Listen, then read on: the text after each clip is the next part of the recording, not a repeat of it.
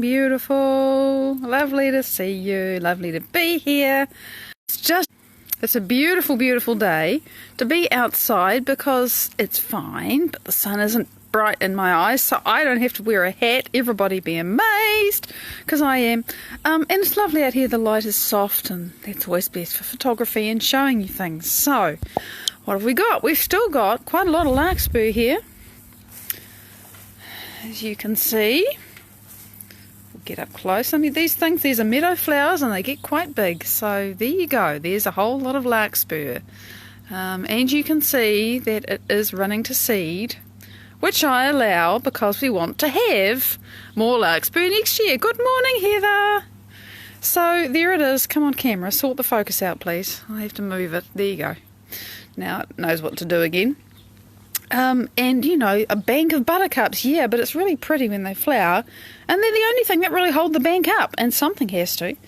This is very much a wild garden. That's what I call it. But, you know, it's got all these things in it. This is the cassia.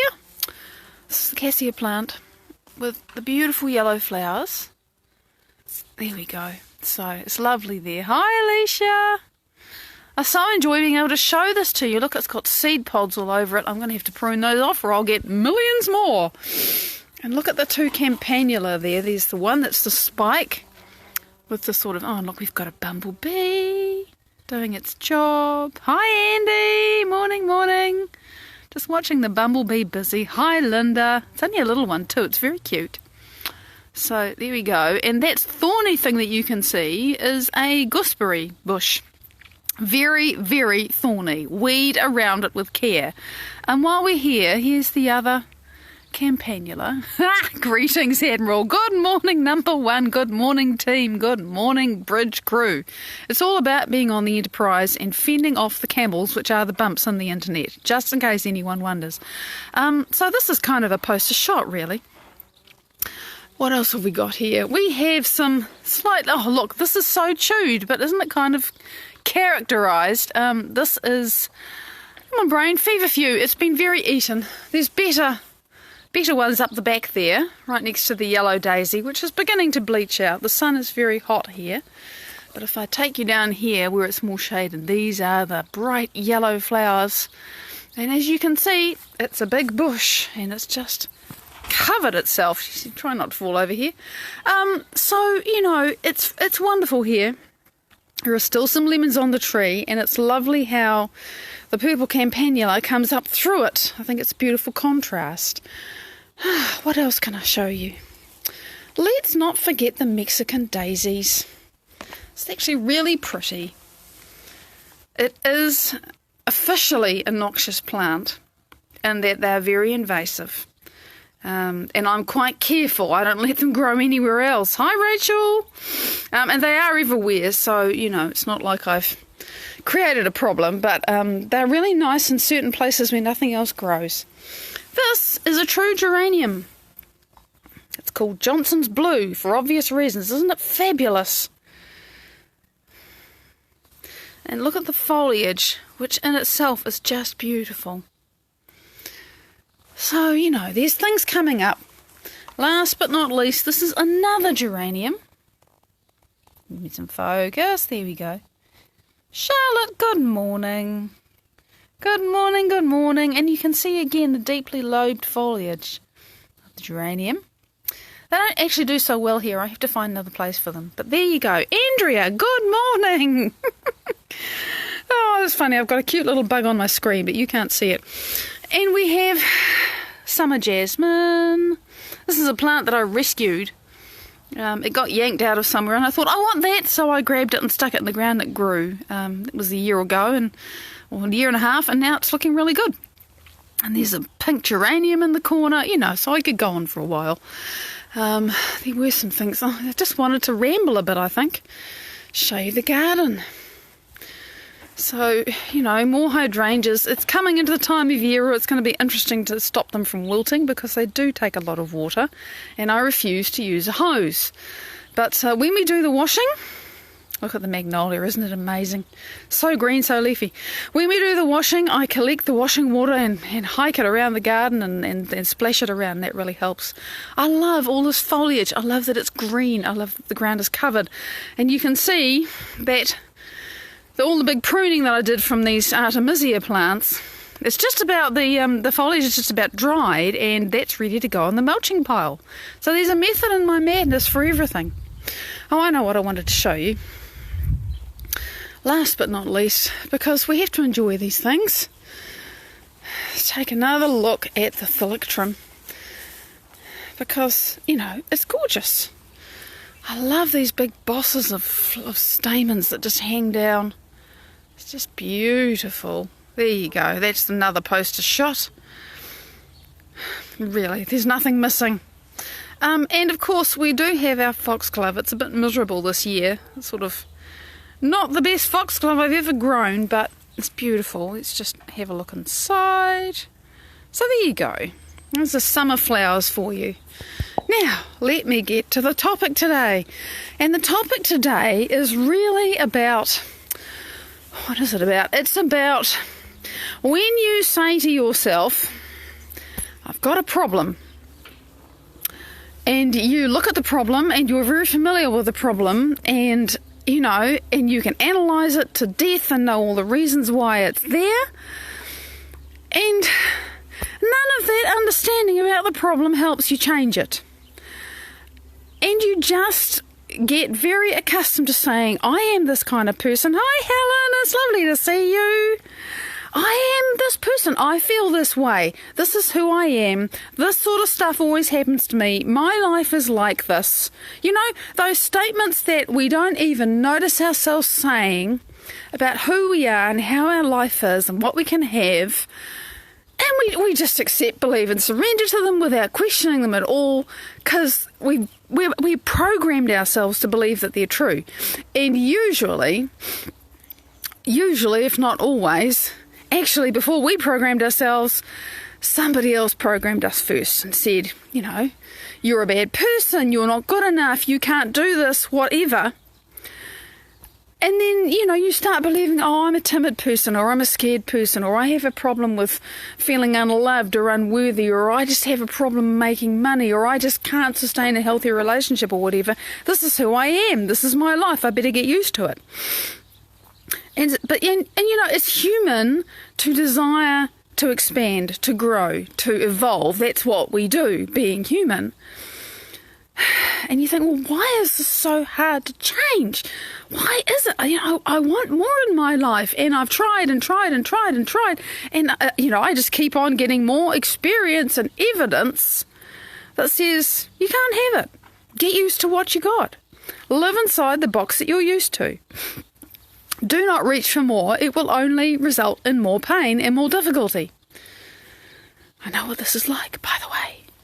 So, I wanted to talk about how that whole thing of focusing on the problem and also saying that this is who we are. Morning, Julian. Lovely to see you. Whenever you say, I have a problem with this, this is who I am, I'm the kind of person who, anything like that, and much more whenever you think it and don't notice that you're thinking it. And we so often don't notice because it's normal for us. I'm just a scared kind of person. I just don't speak up in meetings. I have ideas, but I daren't say them. Oh, no, that's just, no, I don't do that. It doesn't feel good. That's not me. You know, that's not me. I remember somebody a very long time ago at a job that went horribly wrong for me. You know, I don't know, young lady, smoker, neither good nor bad. But she grew up in a household of smokers, right? So she was breathing passive smoke before she was born, right? Father smoked like a chimney. And, you know, she didn't smoke. She was at school and at some stage, one of her friends said to her, hey, do you want to have a cigarette? And she said, oh, no, I don't want to do that. And they said to her, how do you know if you haven't tried it? Which is like, yeah, okay, there's a logic to that, but really? So she took a drag and she said, oh, right, yeah, this is great. This feels like me. Smoking is me. Of course it is. No shit, Sherlock. You've been breathing the bloody smoke your entire life. That's not a reason to say that it's you. But those were her words. This is me. Of course, she had a biochemical conditioning from the minute she was conceived. And she didn't realise what, she just didn't understand. So, don't tell me about not smoking. And I wasn't about to. But we are conditioned like this. Sometimes by environment, sometimes by the emotional environment, sometimes by our own choices, sometimes by things that we can't, things that we can't control. That was a great diversion. So the point being that it can really feel like you. Nadine, good morning. Kristen, lovely to see you too. Yay! It can really feel like you. Totally feels like you. What do you mean, Maddie? I've been this shrinking violet my entire life. I've never spoken up because I always got slapped down. And you're saying I can be courageous? Yeah, you can. It's not going to feel like you for a while, but you can. What do you mean, Maddie? I've struggled with money my entire freaking life. I've stood on my head. I've busted my ass. And I'm still just making breadcrumbs. This is my story. What do you mean I can feel abundant? Yeah, you can do it. It's going to feel really, really wrong for a while. Really wrong. You have no idea how wrong it's felt for me for a long time to create and imagine myself abundant. I've got better at it. Everything gets better with practice. So, excuse me, I'm getting warm. The sun's come out, see? So, it feels really used to it, really accustomed to us. It feels like you. It feels like me. Because remember, and we've been talking about this. We're really going to keep talking like this. Oh, here she goes again. The fact that we've thought the thought of, for example, pick one. We thought the thought of, I'm a shy person. I don't like speaking up. I don't like to be seen. It's going to hurt. Someone's going to criticise me. Someone's going to put me down. I'm going to feel stupid. I'm going to criticise me. I'm going to put myself down. All of that. So I'm a shy person. We have thought that thought so often and had the accompanying chemistry that flows from the brain to the body as a result of that thought, so that our body has become accustomed to feeling shy. Our body knows how to do feeling shy. It does it all by itself. We don't even have to think about it. We don't even have to have a thought of, I'm a shy person now. The body just says, oh, no, there's a thing over there where you might be seen. I'm walking away from that. Oh, no. It's just automatic. It's an automatic set of program responses and habits. It's a neural network in your brain. It's biochemistry in your body. Your cells alter their receptors to really make the most of that chemistry. And so now you want to stand up and speak your truth, for example.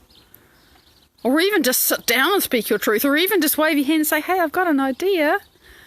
And your whole body is saying, hell no! Are you mad? You're going to die. Really, in shorthand. Because to do something different from what we the architecture in our brain says, I know this is familiar, I've survived this for the last 40 years, I can keep doing this and I'll probably survive the next 40 years. The brain is about survival. And then the body's adapted to that. You want to go somewhere different that is unknown. It doesn't feel safe. So that makes it quite challenging. But remember, if you stay in what feels familiar, and by the way, it can feel really safe to be miserable, to be sad, to be angry, to be lackful, to be hateful. It's known, it's safe, it's familiar. You're actually addicted to and trapped by the very life you want to change. Die! It's gorgeous to see you! Yay! It's astonishing to me that we can do this. That this is actually how it works. It's crazy. This is what conditioning does.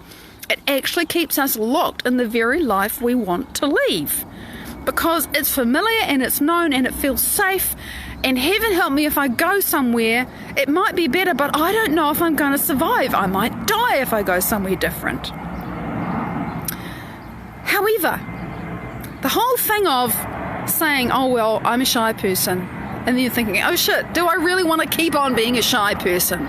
Do I really want to keep on living the life that I've lived for the last 30, 40 years, or however long it is? Do I really want to just pick up my yesterday or my last week, copy it, and paste into next week because I know that's how it's going to be? Really? I mean, really? Can you look at your last week and say that next week's going to be more or less the same?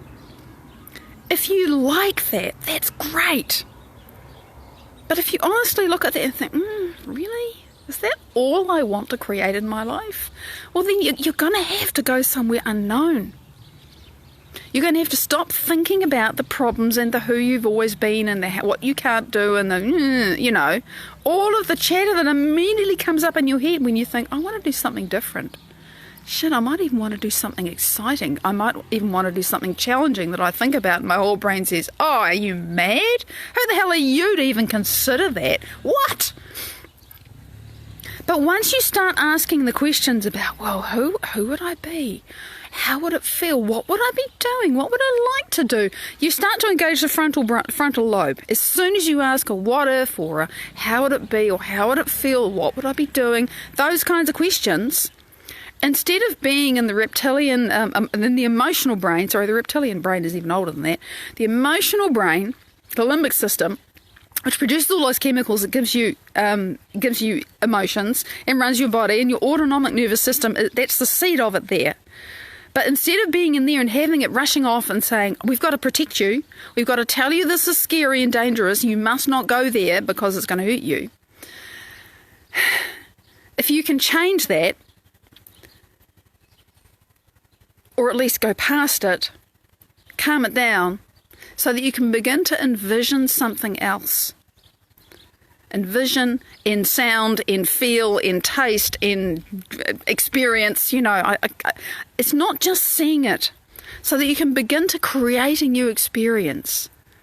That is what you want to invest your energy and attention into instead of that other thing that you've been affirming and living and believing for the last 40 years, by the way.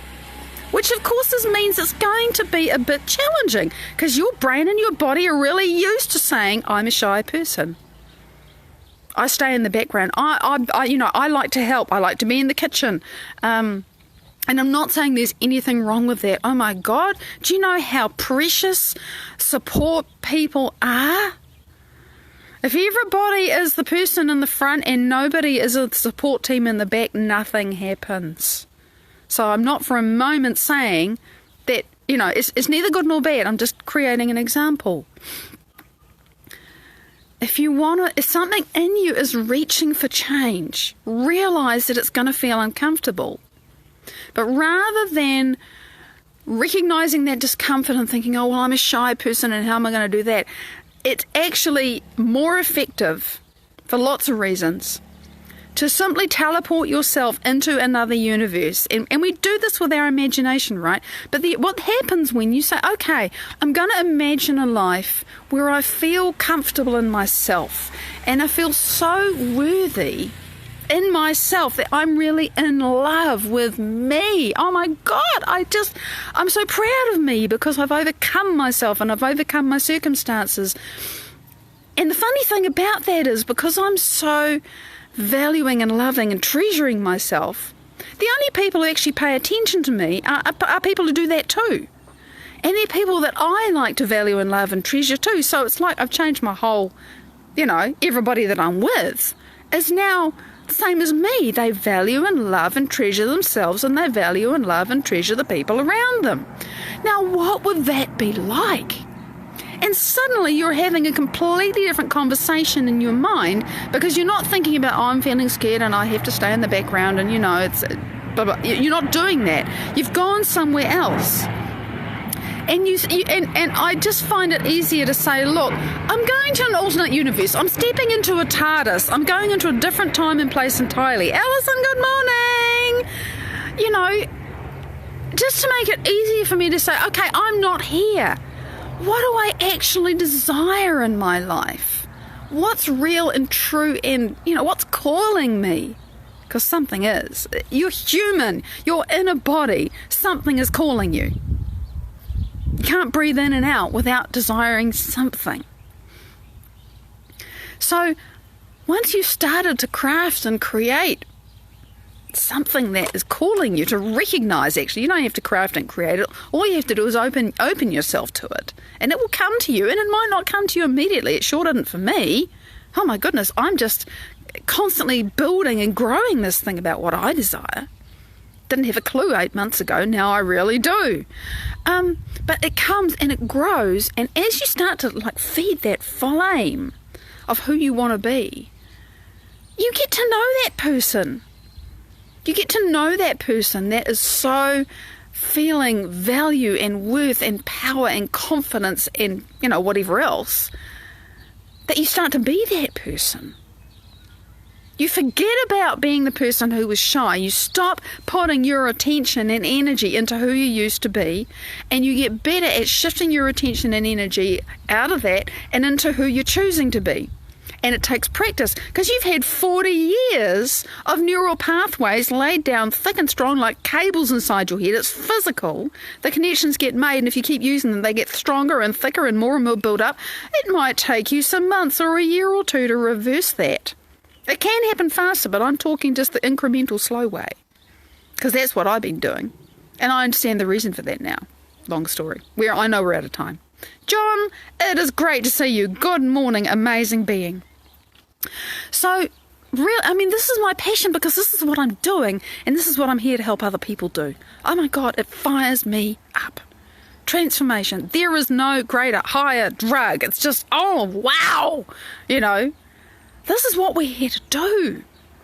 Decide who we want to be. Create that experience. Let the thought and the feeling that you have become the experience that you inhabit. And then crazy, amazing, wild stuff simply finds you. You don't have to go looking for it. I can't tell you what that's like. You just got to experience it. Because that sort of crazy, wild stuff is starting to happen for me. Little by little. It's not every day. It's not even 5 minutes, but it's happening. It's amazing. And it's Friday. Friday! Which means there's going to be resonant replays for the weekend, and I will see you again with bells on Monday. Go be the best version of yourself that you can be. I'll see you then. Bye-bye.